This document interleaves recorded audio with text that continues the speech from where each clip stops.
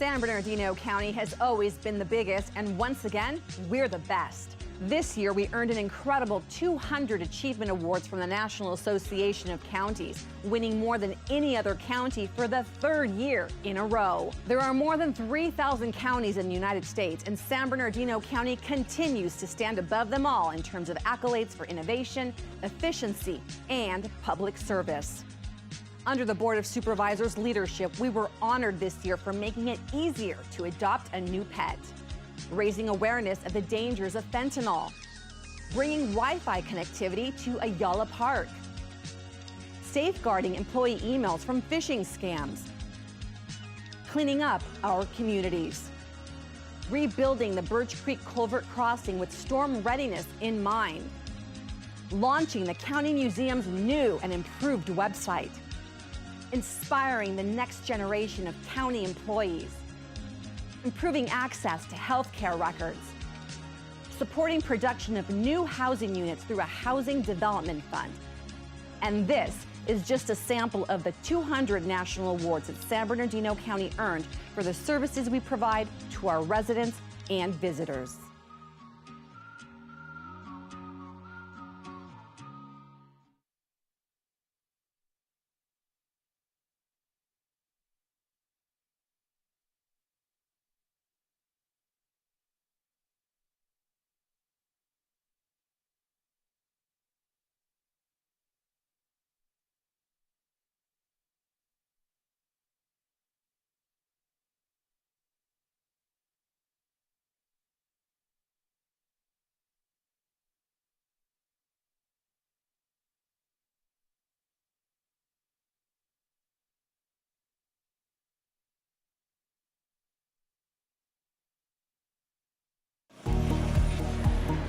We have received over 30 pieces of new large equipment. We now have a fleet of over 100 snow plowing machines. This additional shipment is crucial to our mission of serving and protecting the mountain communities of San Bernardino County. We got new loaders, new blowers. We had some training today. Part of the training is in preparation of the winter season. So we actually did some skid steer training, loader training. There's a new blower that Big Bear will receive. All this new equipment is going to make us better and more efficient at what we do. Say it's snowing and all of a sudden it starts raining, starts melting out the snow, and you got to move dirt and mud. You could go back to the yard, drop your bucket, put on the attachment that you need, and go back out there in a moment's notice. Our equipment is staged and ready across the county. Our operations will be fully mobilized as soon as conditions require it.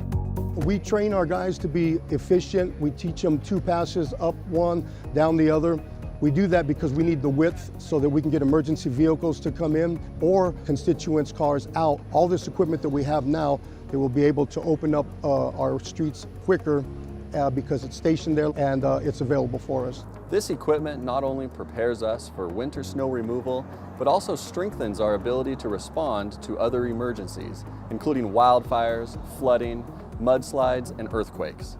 It's more than just having equipment. It's about being proactive, organized, and ready to act when the storms come. We are actively participating in meetings with partnering agencies to coordinate and ensure a seamless response to our mountain regions, including Wrightwood and Mount Baldy. Our message to the public is simple. We are here for you. We are ready to help, and we will be there for you when you need us the most.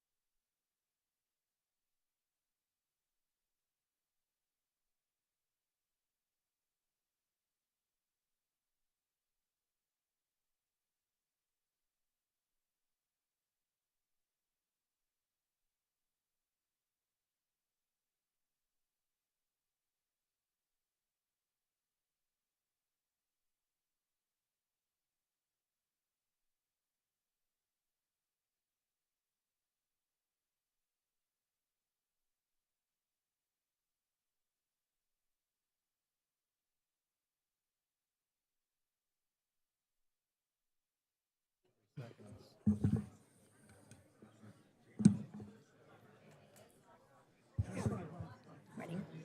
Good morning. I would like to call this meeting to order and thank you all for being here. This morning, our Pledge of Allegiance and invocation will be led by the First District. Supervisor Cook? Yes. Please stand.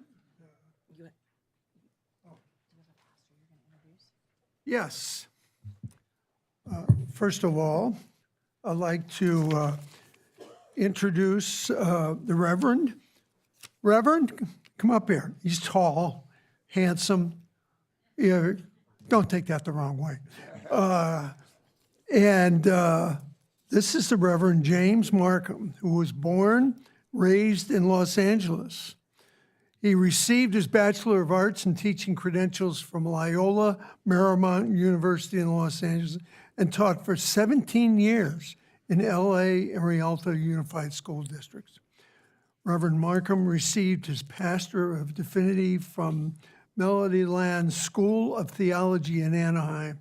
He's also a recipient of an honorary doctorate degree from Pentecostal Bible College in Tuskegee, Alabama, famous place. For the last 43 years, he and the Emmanuel Temple Church family have been successfully emphasizing church and spiritual growth through the power of prayer.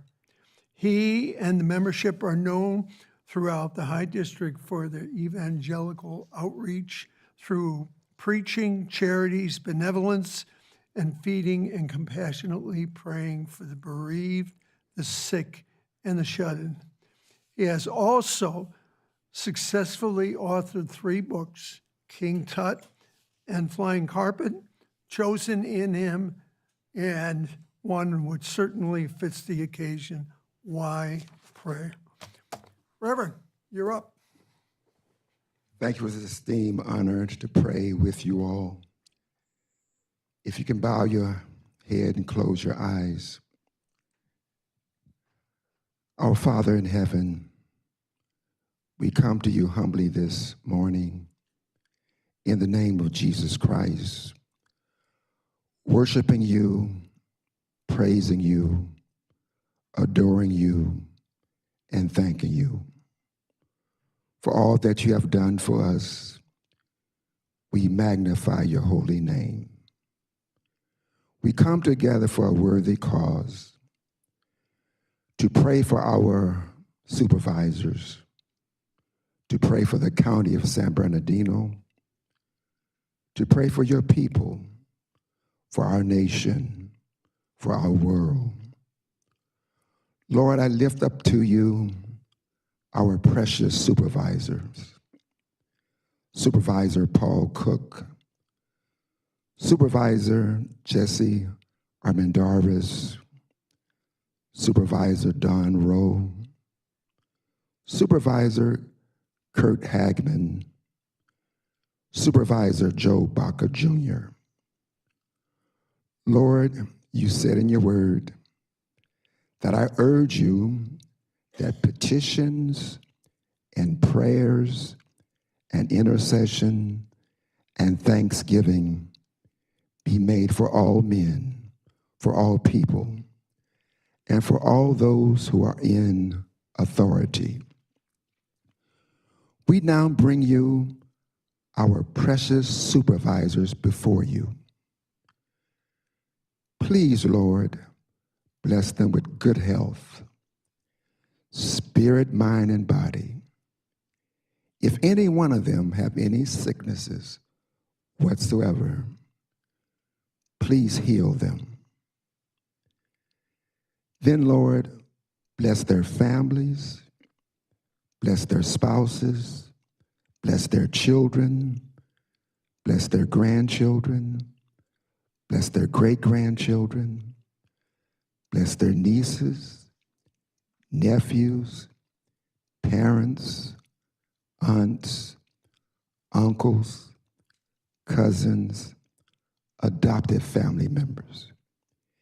Anyone related to them, please bless them, favor them, help help them, heal them, give them godly success, because these, your precious supervisors, have decided to serve us.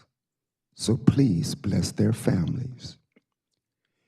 You said in your word in Hebrews chapter 6 and verse 10, for God is not unrighteous to forget your work and labor of love, which you have showed towards his name, and that you have ministered to the saints and do minister. Lord, when they go to the doctor, give them a good report. Let peace be in their families. Let peace be in their minds. You said, thou wilt keep him in perfect peace, whose mind is stayed on thee. You said, when you lie down at night, you shall not be afraid. You said, you shall lie down and your sleep shall be sweet. Lord, when they go to bed at night, let their sleep be peaceful. Don't let them worry about anything in their districts. Let them just put their trust in you. Lord, you told the leader Joshua, as I was with Moses, so I will be with thee. I will not fail you, nor will I forsake you. Keep this book of the law always on your lips. Meditate on it day and night, so that you may be careful to do everything in it. Then you will be prosperous, and you will have godly success. Lord, let the cities under Supervisor Paul Cook be prosperous and successful. Let the cities under Jesse Armendariz be prosperous and successful. Let the cities under Don Rowe be prosperous and successful. Let the cities under Supervisor Kirk Hagman be prosperous and successful. Lord, let the cities under Supervisor Joe Baca Jr. be prosperous and successful. Lord, bless the cities that they are leading, that make up this great, great San Bernardino County. Father, you said to Moses, tell Aaron and his son, this is how you are to bless the Israelites. Say to them, the Lord bless you. The Lord make his face shine on you and be gracious to you. The Lord turn his face towards you and give you peace. So they shall put my name on the Israelites, and I will bless them. So Lord, bless and keep and be gracious, and let your face shine on and give peace to the 1st district, to the 2nd district, to the 3rd district, to the 4th district, to the 5th district.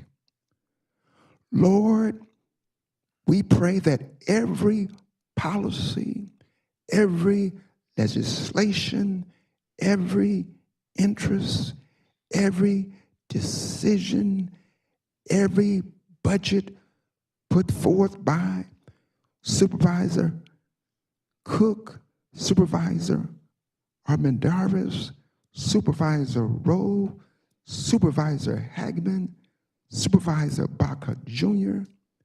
will be blessed by you. Yes, Father, bless all their schools, colleges, hospitals, nursing homes, churches, synagogues, parks, libraries, police department, fire department, recreational centers, road projects, bridges projects, infrastructure, and most of all,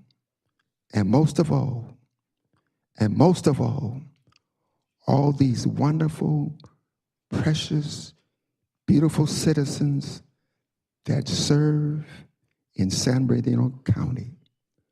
Lord, as I come to a close of this prayer, but not my heart, may we say a special prayer for our sister county, for Los Angeles County. A special prayer for all the victims of the fires who have lost their homes but have not lost you. We say a special prayer of restoration. We know Job lost everything, but he didn't lose you. You gave him twice as much as he had before. Give all the fire victims double for their trouble. Bring them closer to you and bless them for all the hardship that they've been through. May I not pray selfishly just for Southern California. May I pray with these precious supervisors and these wonderful citizens for all over the United States, for those who have suffered from tornadoes, hurricanes, snowstorms, floods, fires, assailant bullets, terrorist attacks, senseless killing. Give them double blessings for their hurts, pains, tears, suffering, depression, discouragement, even suicidal feelings. Double for their trouble. Restore them, Lord. Restore them, Lord. Restore them, Lord. May I not pray selfishly just for these states, the United States, but I pray globally. Wherever anyone is suffering from brutal attacks, loss of loved ones, weather devastation, war-torn country, whatever it may be, you, Lord, comfort their hearts. You are the God of all comfort, the Father of all mercies. Weeping may endure for a night, but joy comes in the morning. As we conclude our prayer, may your will be done here on earth as it is in heaven. In Jesus' name we pray. We say, amen. Let us say the Pledge of Allegiance together. Together, I pledge allegiance to the flag of the United States of America and to the republic for which it stands, one nation, under God, indivisible, with liberty, justice for all. Amen. If I could shake everybody's hand, I'd be just fine. All right.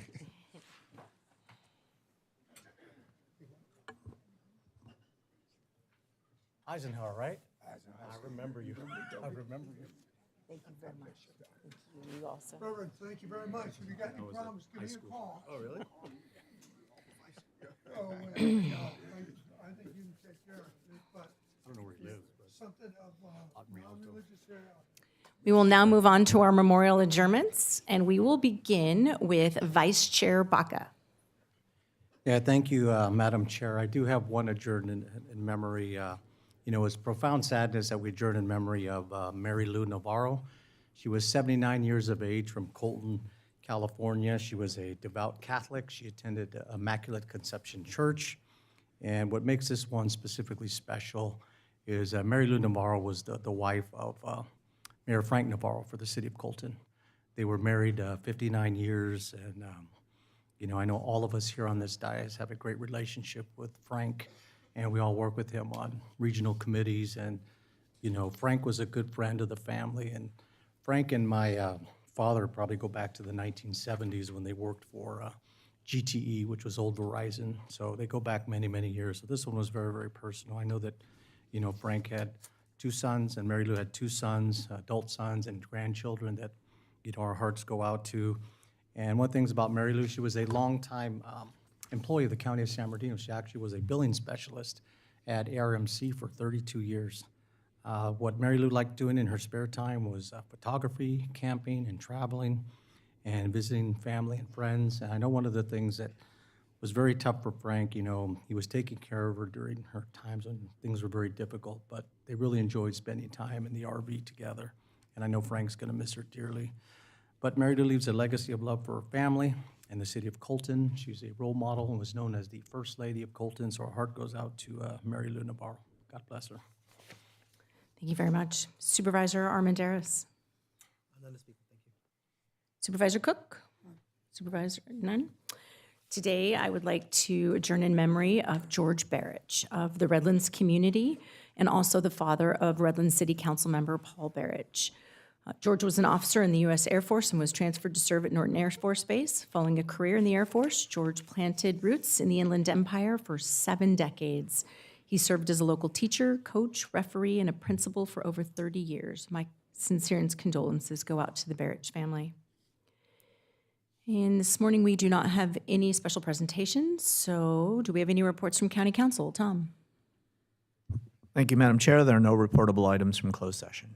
And reports from our CEO, Luther. Thank you, Madam Chair. Nothing to report this morning. Very good. That brings us to our individual board comments. So we'll begin with Vice Chair Baca. Yeah, thank you, Madam Chair. I just want to announce on February 4th, Omnitrans will be hosting its Equity Day in honor of Rosa Parks. So anyone that wants to ride transit in our region right here, Omnitrans will be offering free rides for everybody on that day. I had the proud honor to be nominated the chair of ICH, Interagency Council of Homelessness. So it's an honor to have that title, but most of all to continue to work with our county staff and our regional partners to try to continue to take every step we can to address homelessness. I had the opportunity to attend a briefing for Operation Consequences. Just want to thank our San Bernardino County Sheriff's Department, thanks Shannon Dykes and all of our partner agencies that really went into our unincorporated areas and began to deter crime and deal with some warrants and some of the bad things going on in our unincorporated areas. So thank you for the great work. I just want to announce that, through some of the discretionary money we were able to give, Ken Hub's Little League in the city of Colton was able to do a snack bar makeover, something that they're very, very proud of.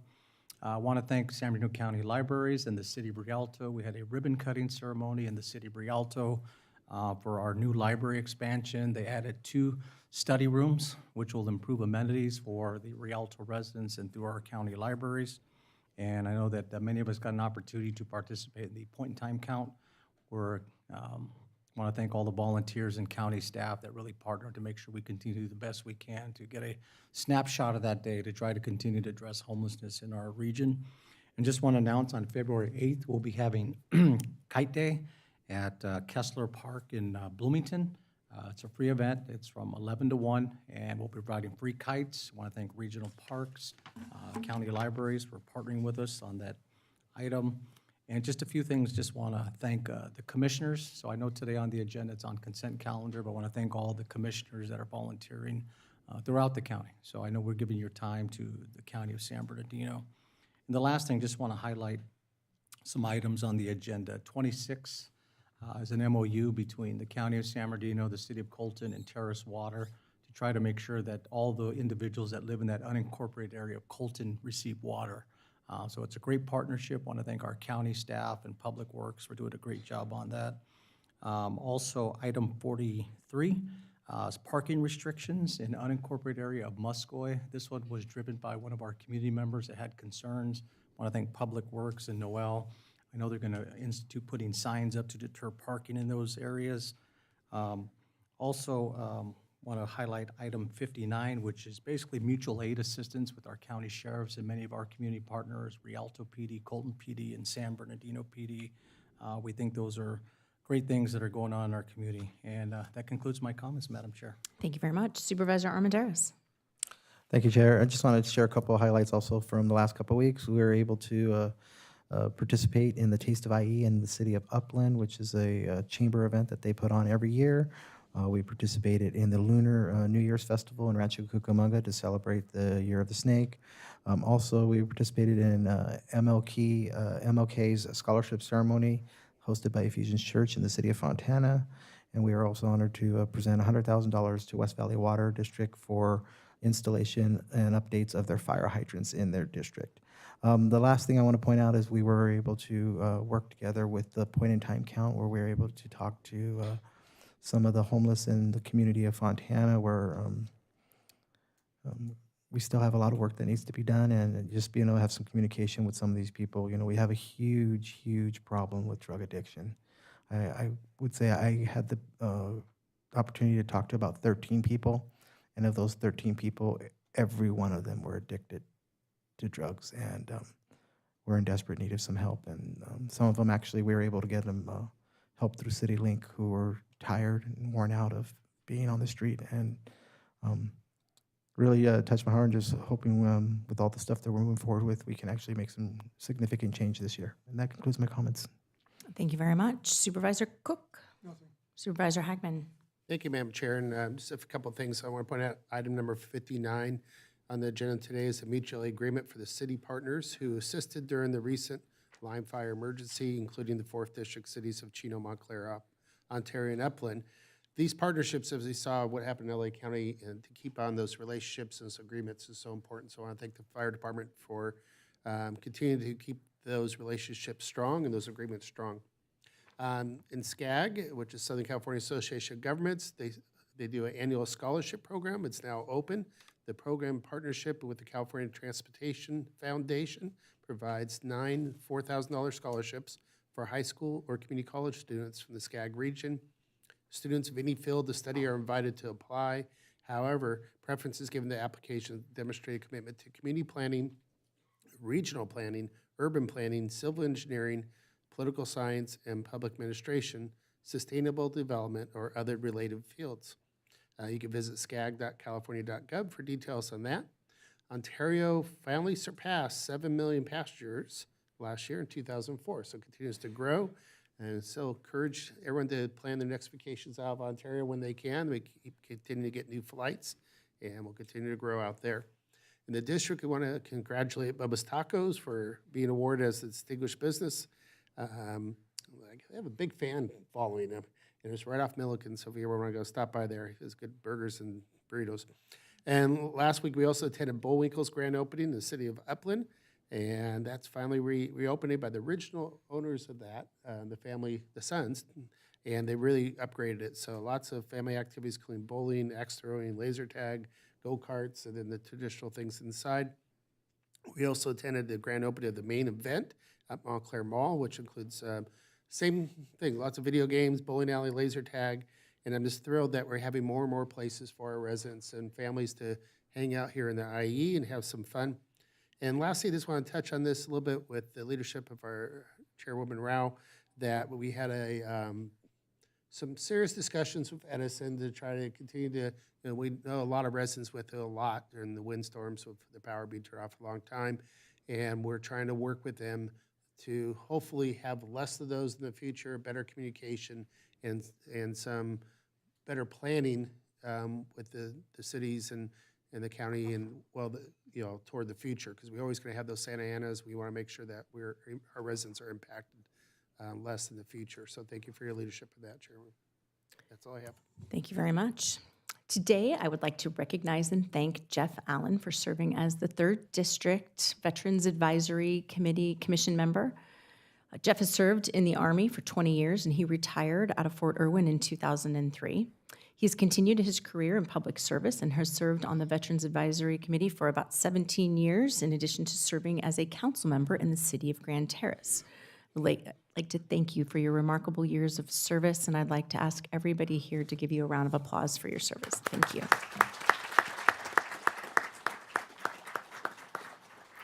Jeff, you've done a lot for the veteran community, and we really appreciate all of it, so thank you.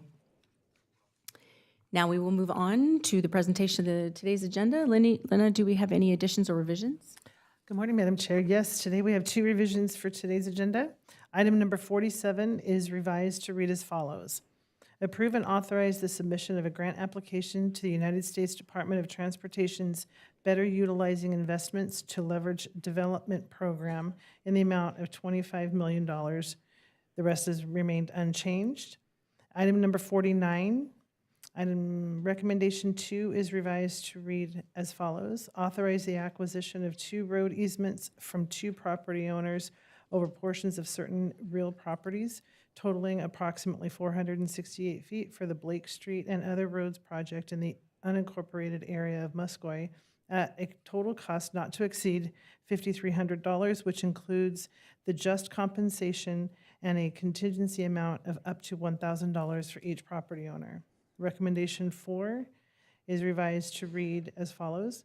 Complete and execute 2 acquisition agreements in substantial conformance with the approved form of acquisition agreement to acquire 2 road easements from 2 property owners, excuse me, over portions of certain real properties totaling approximately 468 square feet for the Blake Street and other road project in the unincorporated area of Muscoy at a total cost not to exceed $5,300, which includes the just compensation and a contingency amount of up to $1,000 for each property owner. Those are all the changes I have. Thank you. Thank you very much. If any board member has a conflict of interest that they would like to disclose, now would be the time to do so. All right, seeing none, we will move on to our consent calendar, which today consists of items number 2 through 70. I have 3 requests to speak. I'm going to begin with Garth Pazant, followed by Margaret Cashin.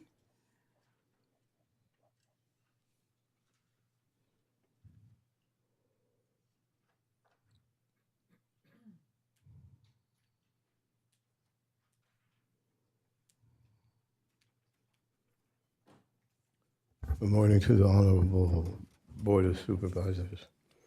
Item 38, approve amendment number 3 to agreement number 20-110 with First Institute Training and Management Incorporated for a vocational training program for adult offenders, increasing the total amount of $270,000 from $1,140,000 to $1,410,000 with no change to the contract period of April 2020 through March 31st, 2025. Presenter Tracy Reese, Chief Probation Officer. I asked Tracy Reese, does adult offenders include the formerly or potential involuntary committed? The latter might be disabled. However, their condition of high intellectual stimulation should not be overlooked in regard potential employment. The local State Department of Rehabilitation in San Bernardino is run by slave masters, in which proved ineffective employment latitude. Please address this issue. Thank you, sir. Margaret Cashin, followed by Larry Halstead.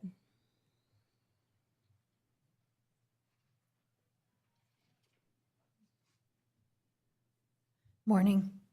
Commenting on the pilot pet foster program, item 40, public health, in favor of accepting the grant. A few possible requests.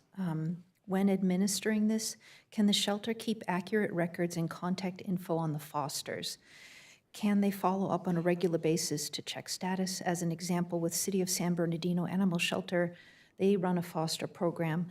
There are some cats and kittens that are lost in the foster system. The City of San Bernardino is no longer able to reach the foster. When asked whether they could send animal control to the last known address to check on the welfare of the animal, we are told no, they can't. Animal control has other more pressing things.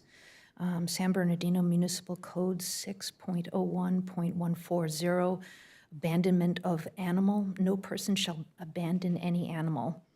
When a foster caregiver becomes unresponsible, it's the shelter's responsibility to ensure the safety of fostered animals. Thank you. Thank you very much. Larry Halstead.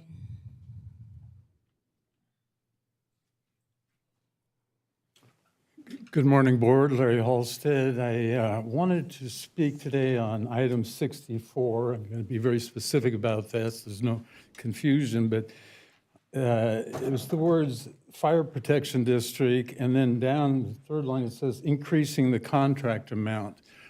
And that caught my eye because of these recent fires have taught us quite a bit, and one of them is that we need to question whether or not we're really prepared for the new era of mega fires and no longer having a season of fires, but it being a year-round event. And what we saw in those fires was that way more resources than we'd ever seen were brought to play, but it still wasn't enough. We didn't have enough water, the pumps ran dry, and I'm really wondering, is San Bernardino County really prepared for a mega fire?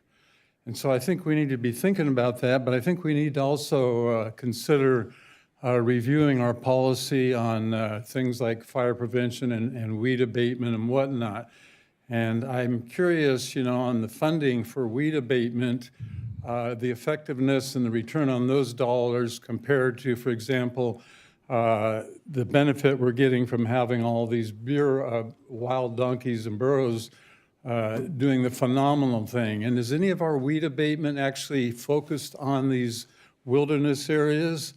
My other concern is this, that this whole thing has become politicized by the current occupant of the White House threatening conditional terms in order to give us any kind of funding and relief on fires and whatnot.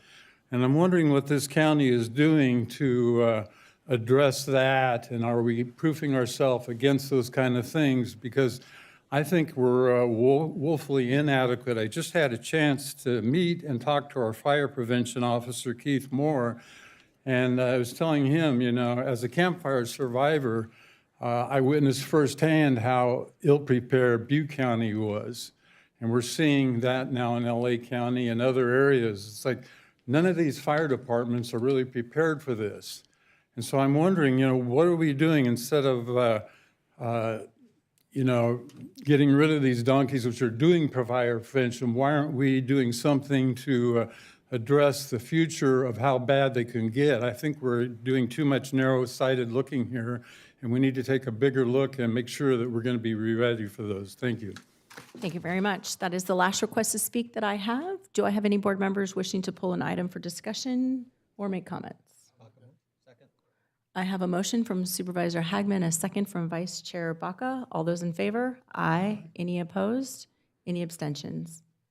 Thank you, Madam Chair. With that, the consent calendar is passed unanimously. Thank you very much. We do not have any items on our discussion calendar today, so we will move on to our general public comment for items not on today's agenda. The first request to speak that I have will be from Margaret Cashin, followed by Jane Hunt-Rubel.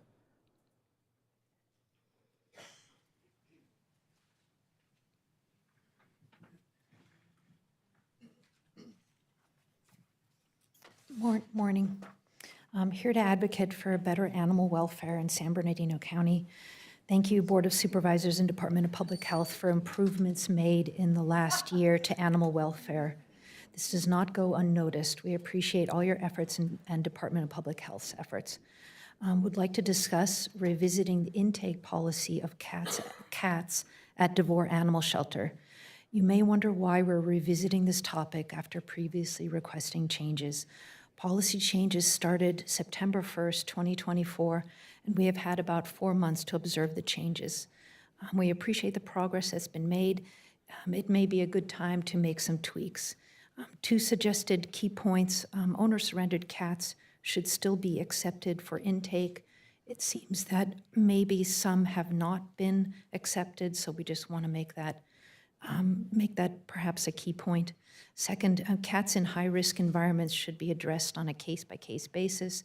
It seems there have been some examples of cats that are being dumped at DeVore Animal Shelter on the grounds. DeVore Shelter is far out with nothing around it, which suggests the cat was dumped there. I want to switch over. San Diego Humane Society has been in the news recently for refusing intake of friendly cats and stray cats. they have been returning domestic, friendly, adoptable cats to the area in which they were found and turning them out without making sure they have a caretaker. This seems to be considered illegal abandonment of an animal. A more traditional TNVR approach, which is trap, neuter, vaccinate, release approach, can be adopted where friendly cats are brought to the shelter as adoption candidates. High-risk ones are rescue candidates, and healthy feral cats are returned to the community, if not a high risk. Overall, since September, intake at Devore Animal Shelter is down probably by more than 50%.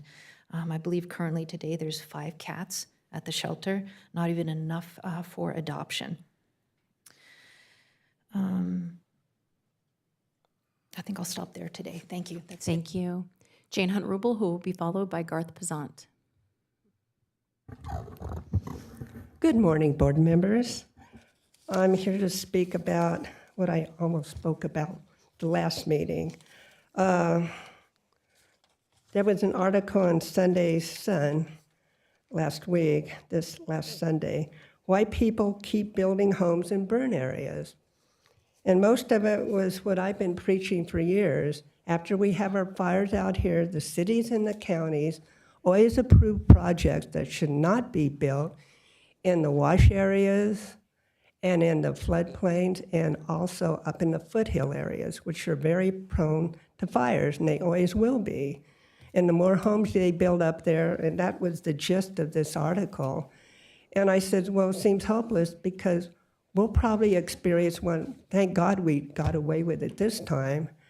And we had some rains last Sunday.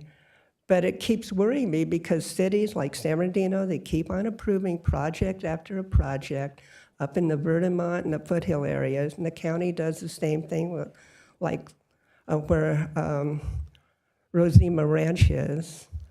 But that was years ago, and they never learned from it, it seems. And it gets kind of disheartening to people like me that you're not really, you weren't around for the Rosena Ranch project, but the Board of Supervisors unanimously held it, and they're still building up in that area, which is a high fire area, and they're gonna, it's just prone to wildland fires, and it just infuriates people like me because we keep on building in those areas. I wish something would be done about it. I know you have no jurisdiction over San Bernardino, what they approve, but you two got to coordinate and just stop this because we're going to have another deadly fire in this area up in the foothills.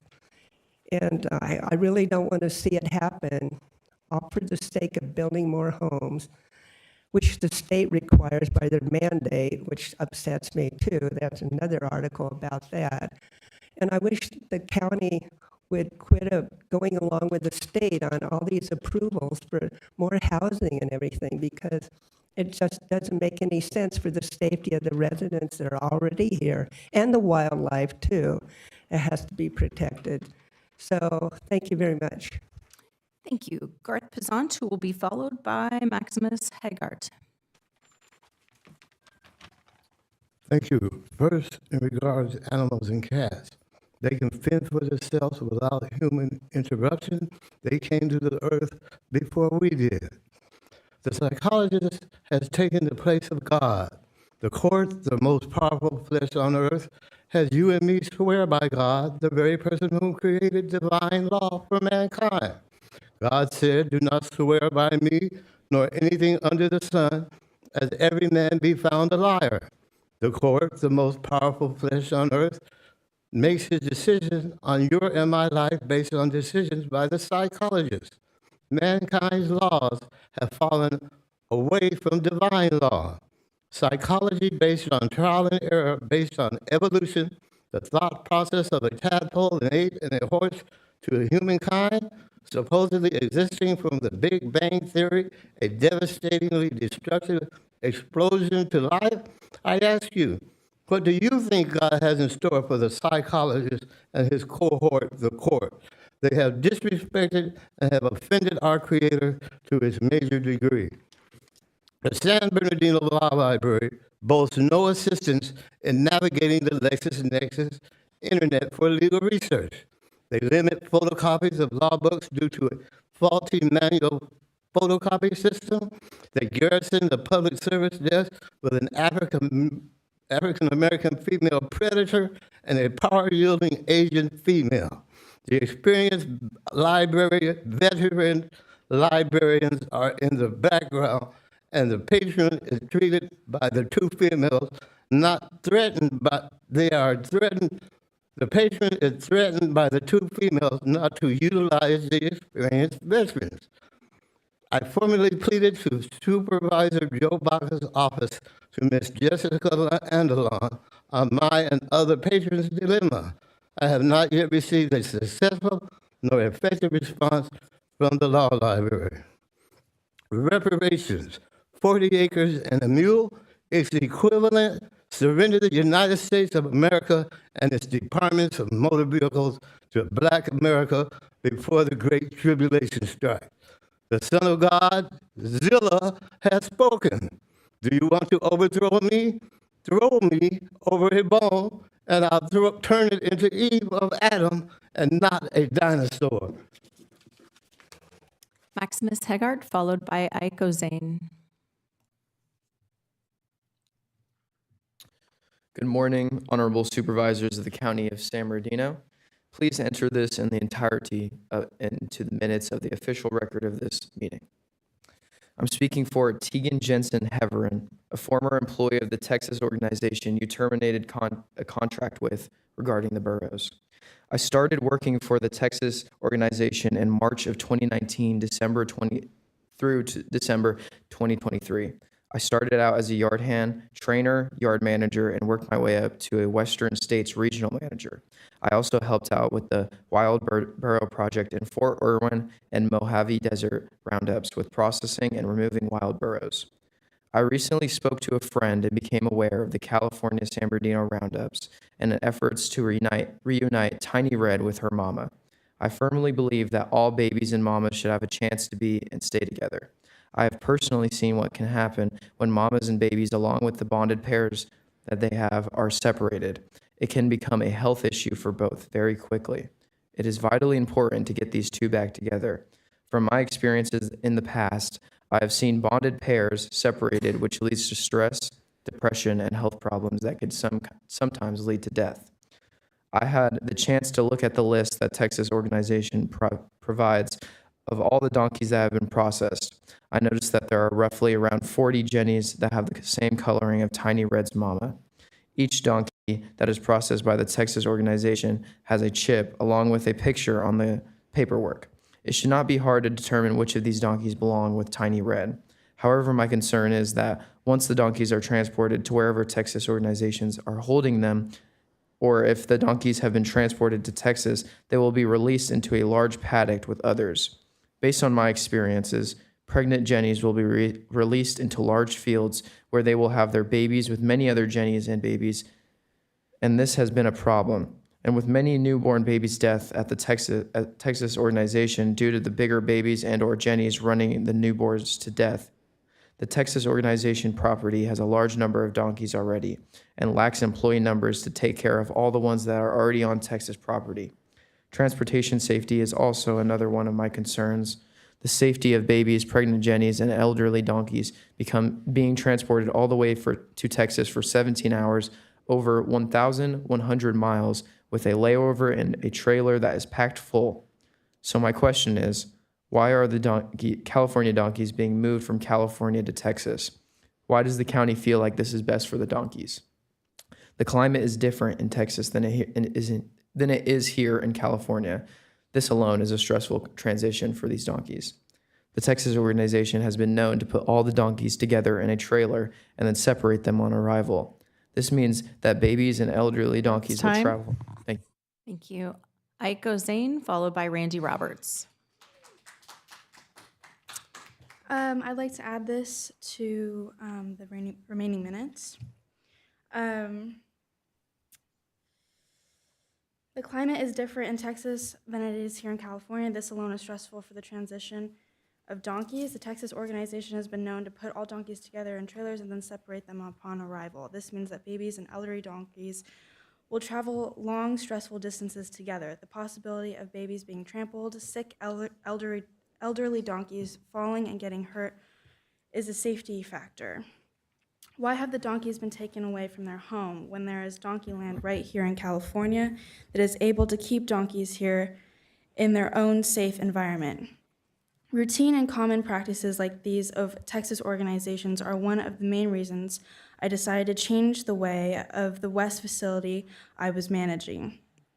When I transported adoptable donkeys to satellite adoption facilities, I took water and food for the donkeys when I had 2 days to drive. This was not something most of the other facilities did. When I had put out my pregnant mamas from the field, I would take pregnant mamas out of the field when they showed signs of any labor, or my team would know which baby went with each mama to ensure that they would stay together. I was often reprimanded for my changes to the West facility and was told that this is not the way. I would like to share with you a story of a Jack and Jenny. The Jack's name was Cowboy. He was a 30-year-old donkey that I picked up from a trapper in the Mojave Desert. There were 19 total donkeys in that group. Cowboy had fused front knees and pneumonia. I treated him for 6 weeks, and he was such a fighter that he was able to pull through it.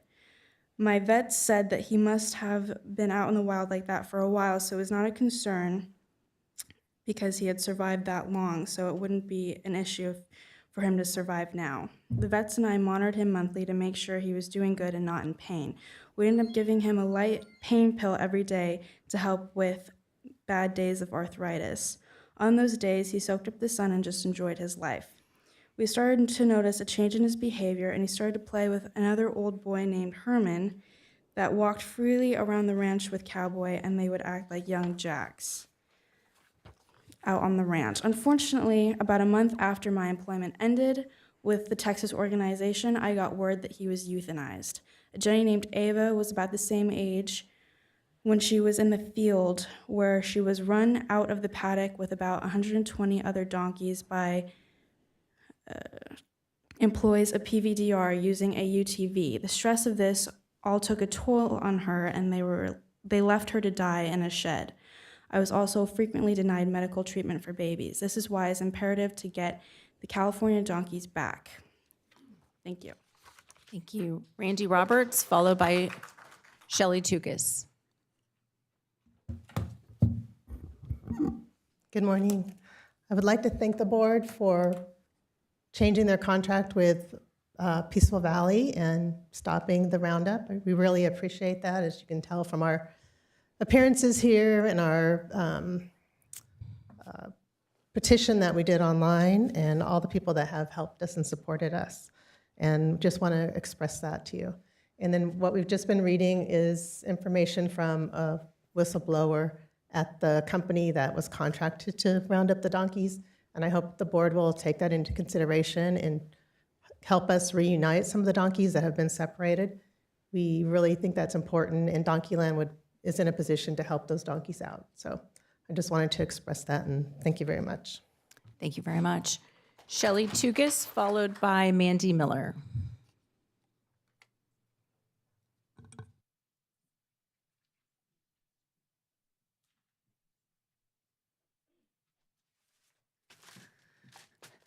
Hello, I would like to thank you for hearing our voices and canceling your contracts with PVDR.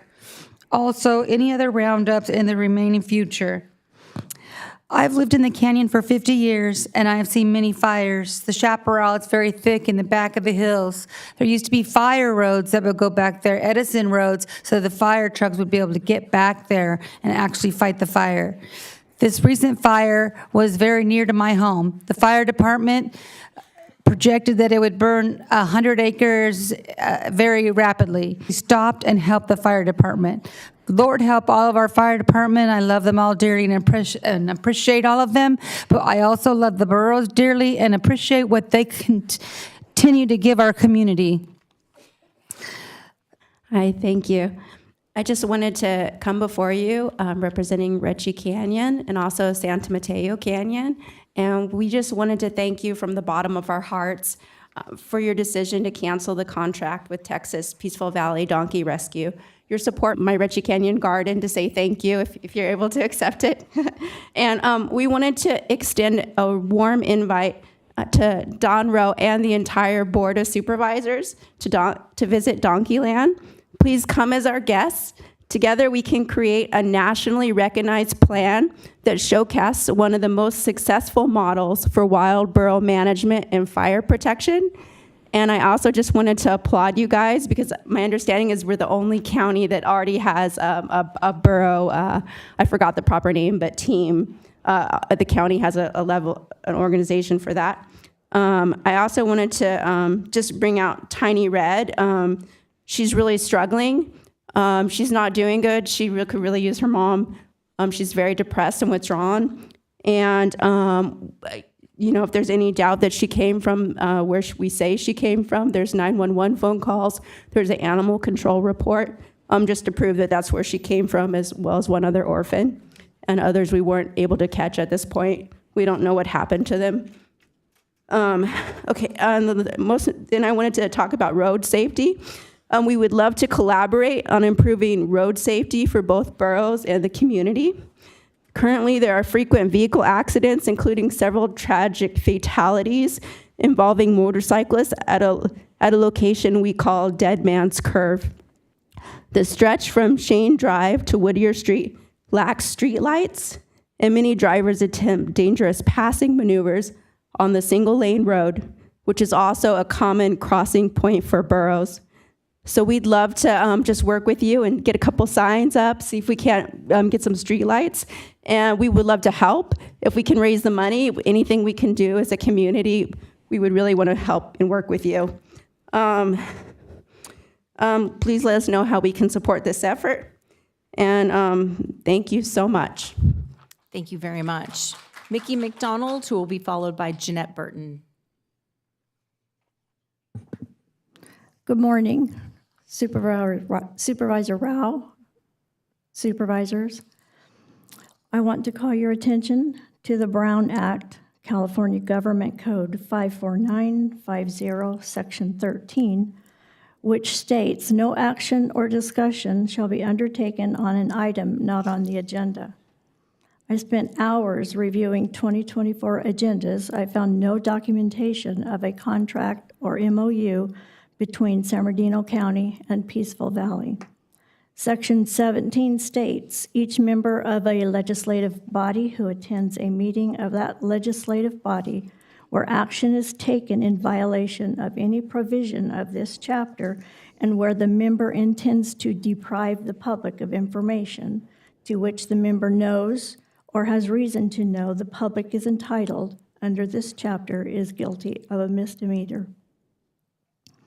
I also want to call your attention to an article in the Redlands Community News on July 13th, 2024, that Mr. Mark Myers wrote, in which he stated the county contacted him in late 2023 in anticipation of the new law, Senate Bill 371, going into effect. Mr. Myers stated that there was an MOU to begin June 1st. He stated Peaceful Valley had hundreds of thousands of dollars in equipment and tens of thousands of dollars in insurance purchased for the contract. Mr. Myers noted social media warriors became involved. He stated in 2009, Peaceful Valley, with a federal agency, was asked to reduce the herd, and the exact same thing happened. We were shot down by well-intentioned but misinformed people. Mr. Myers estimated in July of 2024, there were 600 to 1,000 donkeys. Mr. Myers stated that disease will rage amongst the donkeys, all thanks to the people who are not your neighbors. The background I have shared supports Section 17 of Government Code 54950, where the member intends to deprive the public of information to which the member knows or has reason to know the public is entitled. The county knew the community would want to know about the proposed contract with Peaceful Valley. Given that the county may be in violation of the Brown Act, the contract the contract with Peaceful Valley may be invalid. Your communications officer, Mr. De La Paz, indicated on 1/14/25 the donkeys were staged in Arizona. I respectfully submit that all 256 donkeys and all foals born be returned at the county's expense. To ensure the donkeys returned are ours, a representative from the county. Thank you. Our next up to speak is Jeanette Brown, who will be followed by, Jeanette Burton, who will be followed by Vicki Brown.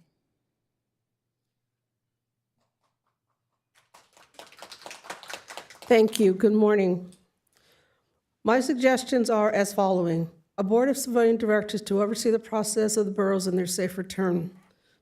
Peaceful Valley should overturn all paperwork with regard to the Santamo Canyon Roundup. I also propose a contract with the public train company so that they will allow negotiations towards safeguards for the boroughs and the public.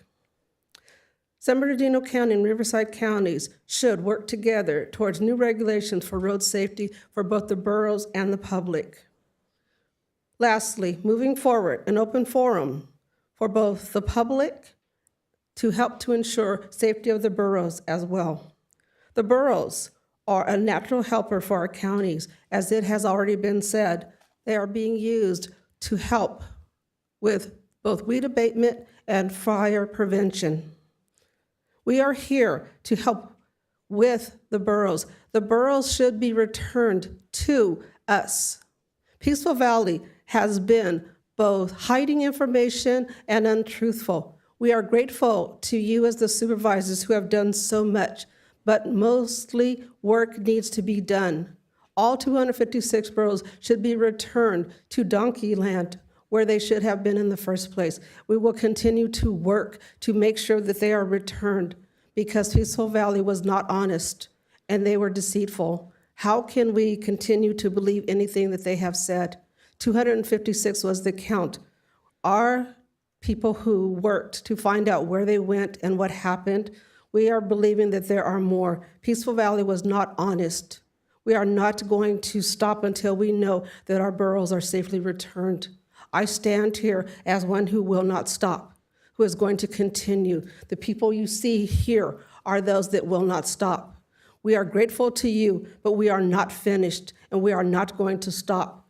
I stand here as a veteran who served this country, and I stand here for now one who will continue to serve our donkeys. We are continued, and we will not stop. I thank you. But you see me, you are going to continue to see me until we are done. I am dedicated. These people are dedicated. There are thousands of us who are dedicated. Thank you. Thank you. Next up to speak is Vicki Brown, followed by Larry Halstead, followed by Christine Crane. Good morning. I commend you and thank you for terminating the contract with PVDR. Donkeyland should have always been the point of contact, and that's where the contract should have always been. This would have been humanely benefited the donkeys instead of throwing them out like trash. I hope we get back the 256 donkeys that PVDR claims they took, mothers that were stolen with their babies left behind and orphaned. One such orphan is Tiny Red. Tiny Red's mother was taken January 3rd. Respectfully, we ask for all of them to be returned, and that is all of them, no excuses. People will be donating and are willing to donate to the expense. The donkey shouldn't have been taken in the first place, and it appears it was more than 256. We want transparency and accountability. We want a list with pictures. Of the jennies that were taken by PVDR, 35 had red coats. Also, it appears they took many geldings. These roundups were haphazardly done. Also, it appears there was more than just what PDR out there was trapping and trucking them out. Who did they subcontract with, and were they reputable companies? we were seeing that there was more than PD or PVDR taking our donkeys. And then, did you have contracts with other companies? How many were euthanized? How many were dropped off at various ranches in Texas or Arizona or elsewhere, destined to slaughterhouses in Mexico or even shipped overseas? I'm asking that because I find the Texas operation has a cute way of saying, oh, we don't do that. We don't send them to slaughterhouses. Well, if they had a zero contract with you, they were getting their money somewhere, and it wasn't all from adoption fees. We can't trust VDR with the information they've given us. They've changed it many times. Apparently, there are pictures showing unmarked trailers taking our donkeys, and there's a picture showing a trailer marked with the flying horse emblem with our donkeys. Bring our donkeys home. Another question is, why didn't you let our donkeys get adopted here in the community? And for those that do get home, take them to Donkey Land and then figure out the cost to take care of them for their lifetime. And since you seem to be wanting to develop the land. That's time. Thank you for your comments. Last call for Larry Halstead. Larry Halstead here. Larry Halstead, followed by Christine Crane, followed by Karen Wright.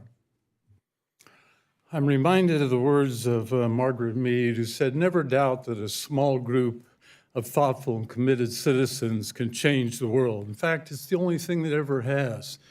And what I'm seeing here with these people that are standing up here along with me to speak out is exactly that. And, you know, when I was here at the last meeting, I was curious, and the biggest issue for me is the genesis of how this started. And the chairwoman replied with, well, it started with the complaints from citizens. And so I guess, you know, she didn't really understand the question, because what I was interested, yeah, I understand that people may have a problem with them in the street. A lot of these are the people that like to speed up and down, and we're woefully inadequate on our law enforcement out there.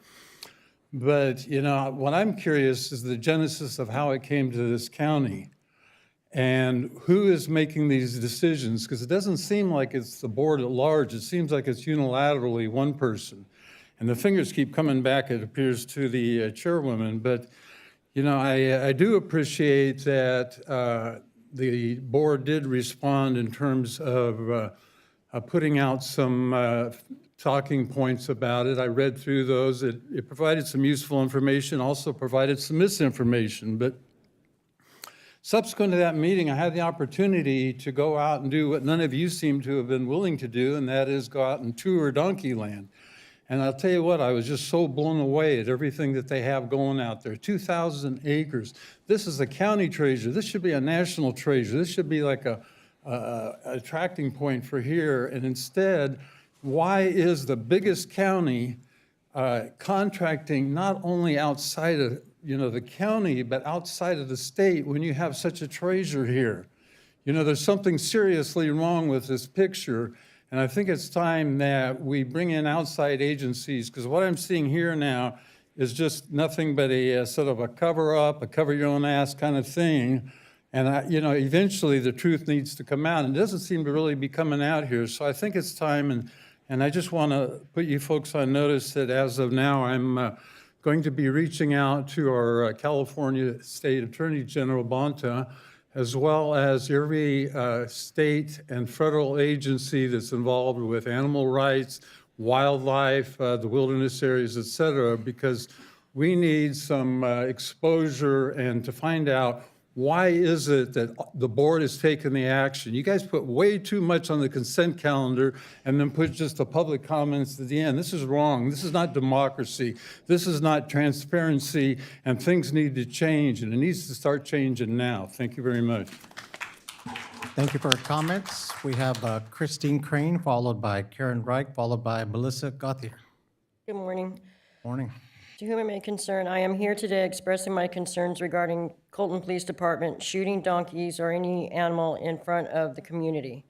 On December 1st, 2024, at 1 p.m., I saw an injured donkey on the side of the road in a field across from my house at Ritchie County Mobile Estates. His leg was bleeding. He was alert and up and walking, not far, but walking. I called Colton PD. They came out and shot the donkey in front of me as I was yelling to please stop. I didn't want to see that. He shot it and it fell to the ground in front of me and his family and also other residents who live nearby. That's not a way to euthanize an animal, nor for the person calling it in thinking the poor donkey will get help, but instead I witnessed it being murdered. This has to stop. Please help these animals in Ritchie Canyon be treated with respect and dignity, and for the community not having to witness such ruthless, heartbreaking tragedy that I cannot get out of my mind. Why are Colton PD not humanely euthanizing animals suffering after a car accident or any other life-threatening, non-savable tragedy? Every other city and counties have animal control officers that have humane euthanasia procedures rather than subjecting the citizens, including children, to witness an injured wild burro or any other animal being shot with a gun extremely close to the road. This can cause the other animals to dart in the road, or a bullet can ricochet. I suggest if there's an excuse in the limited funding, then the city council members and city managers take pay cuts so that their horrific, uncompassionate actions can be corrected. And I also feel that there needs to be more patrol in the canyon regarding people coming over and feeding the donkeys, taking pictures, which leads to the donkeys coming out in the road. It's not the donkey's fault, it's the people. I've seen it many, many times. I go and I tell them that's private property. They still consist. I've had arguments. I've had people follow me. And I don't think that's my job. It's your guys' job to protect not only the wildlife, but the community. And there's just not enough being done. Thank you. Thank you for your comments. We have Karen Reich, followed by Melissa Gauthier, and followed by Nancy Mitchell. Karen Reich.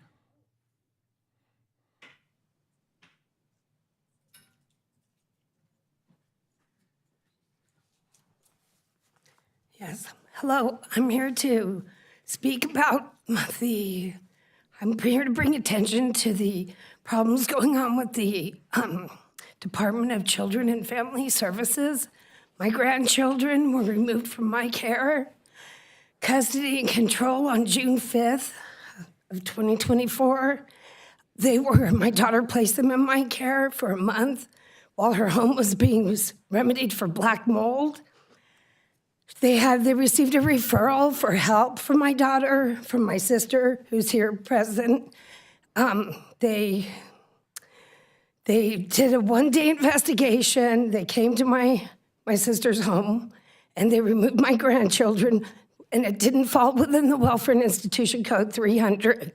They were not in danger. They were not harmed, neglected, abused in any way, shape, or form, nor was there any future danger of those horrific circumstances. Yet they removed them, and they still haven't. I'm still fighting for them. There needs to be help. There needs to be accountability and transparency when it comes to the safety of children. It appears that the opposite is what's happening. These social workers have lied. They have lied about our case. They lied to obtain an interview warrant. When it comes to kids, you shouldn't have to be lying in order to remove them. Otherwise, services implies help. That's what they need to do. They need to help more than they need to take people's children away. I'm still fighting to get them back. We're risking, my daughter's at risk of her parental rights being terminated, which in turn would terminate my grandparents' rights. I was there in the delivery room when my grandkids were being born. They're twins. They are boy-girl twins. They lived next door to me for the first 2 years of their life. I was very much an everyday part of their life. They lived with me. They were living with me at the time of removal, yet the social service department is not recognizing this fact, and they're completely ignoring that. I have no say when it comes to dependency court. I just know that all of our hearts are breaking. We want to be heard. We want a chance to get my grandkids back. I'm a grandmother, and my grandkids were with me, and they mean very much to our family. We love them. We want them home. And the social workers, again, should not have to lie to remove children. And this is a very serious problem that's happening across the United States.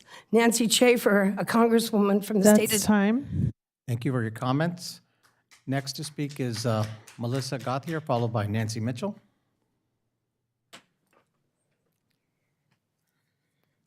Hi, first of all, I want to say thank you for ending the contract with Peaceful Valley. I am, however, hoping that it was canceled and not just put on hold. We should never contract with Peaceful Valley in the future. It is believed that a lot more burros were taken than what was said. There have been other trailers spotted taking donkeys as well. How do we find out how many were taken? When you drive through the canyon now, you're lucky to see even a few, if any. This is concerning because of our fire risk and how much the donkeys do to help with the severity of that risk. Bottom line is we need accountability for the burros that were taken, and they need to be returned. Why were they allowed to go against the contract, Peaceful Valley, and separate herds and mothers and babies? Why did they take castrated jacks and not return them? Again, we need accountability.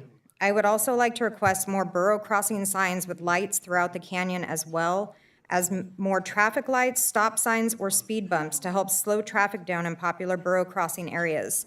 We need to live together with the burros, and if adding those things can help protect drivers and the burros as well, then that is something that needs to happen. Thank you.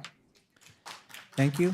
Next up to speak is Nancy Mitchell, followed by Brianna Delgado, and our last speaker, Terry Lewis. Hi, good afternoon to the Board of Supervisors. I don't know all of you personally. I've had the pleasure of meeting Mr. Baca in the past as a local animal advocate, and I know he's very sympathetic, and he serves the county well and really does try to, get to the bottom of a lot of issues.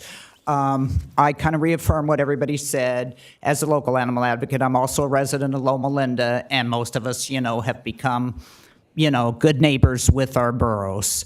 I do feel that I thank you again for stopping the contract, because I also do believe as a local citizen, if we have the means locally, to accommodate this problem, then I feel we should. I've had discussions with Amber and Donkey Land, and I urge all of you to tour the facility, and they do have the means to take care of the population, and they are most definitely on the right track here. The facility is beautiful. I mean, it's paradise. Who wouldn't want to live there? And I think this is a problem that we all need to mutually get together to solve. I know some of the jurisdiction may also be Riverside County, but we need to get, number one, get the donkeys back and accounted for. But two, we need to ensure their safety in the future. Ritchie Canyon Road out there, San Timothy Canyon, is dangerous, as we all know. I used to run out there years ago as a loper, and I know it's very, very dangerous. People drive crazy out there. They aren't even looking for other cars, let alone burros. And I do believe that we do need to make the road out there safer, more lights, maybe we can collaborate on that, and definitely need to make the road safer for the burros and for everyone.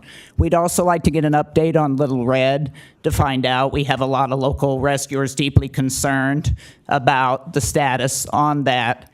And again, I just urge the county to, work together to help solve this problem, because I think it's a win-win for the environment to keep the burros here, but I also feel that, the safety issues have to be met. And, we can work this out. I really do believe that. It's a win-win for the burros, but it's also a win-win for all the local residents as well. And thank you again, Board of Supervisors, for your time. Thank you so much. Next up to speak is Brianna Delgado with our last concluded speaker, Terry Lewis. Hi there. I'm a recent resident of San Bernardino County. We actually came here in August. We were welcomed by the fire. And shortly thereafter, we heard about the donkeys roaming in Ritchie and San Mateo Canyon, and my 4 kids and I thought, how cool. And when we learned that the donkeys actually eat the weeds that fuel the fire, we thought, wow, that is amazing. And we've driven the canyons just to see these majestic creatures. We fell in love with them, as many members of the community are also in love with these donkeys. They're part of our community, and they help us. And it broke our heart to hear that they'd been shoved into trailers and taken halfway across the country to Texas, when we have such an amazing facility right here in Donkeyland. We have donated to Donkeyland. We're concerned about the orphans. And again, Donkeyland has gone to help the orphans that have been called in. So that shows integrity with that company. We just want to be, my daughter came as well, and she's in support of doing everything we can to help the donkeys that were taken, and to just not work with PVDR anymore, and make sure that we are contracting with Donkeyland. Thank you. Thank you for our comments. And last scheduled public speaker, Terry Lewis. Hi, my name is Terry Lewis, and you guys all met my sister a few speakers ago.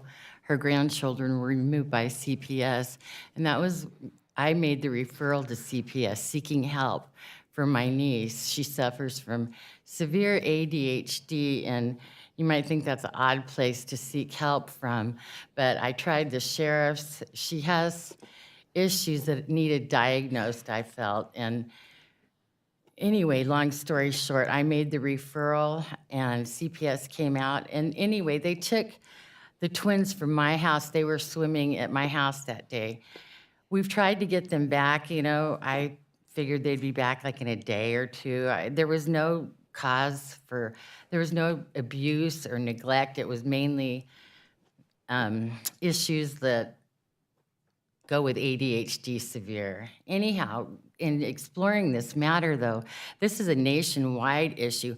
When they took the kids, they didn't have a warrant. They didn't have any paperwork at all. I asked the supervisor who came out with the social work, do you have any paperwork? And she said, nope. And then she wrote down a court address and said that I could attend the court hearing that was going to be held in 72 hours if I wanted to. And I couldn't believe she even said if I wanted to. And I had to go through a foster agency to get them back. Well, I didn't know what that meant. That means a whole rigorous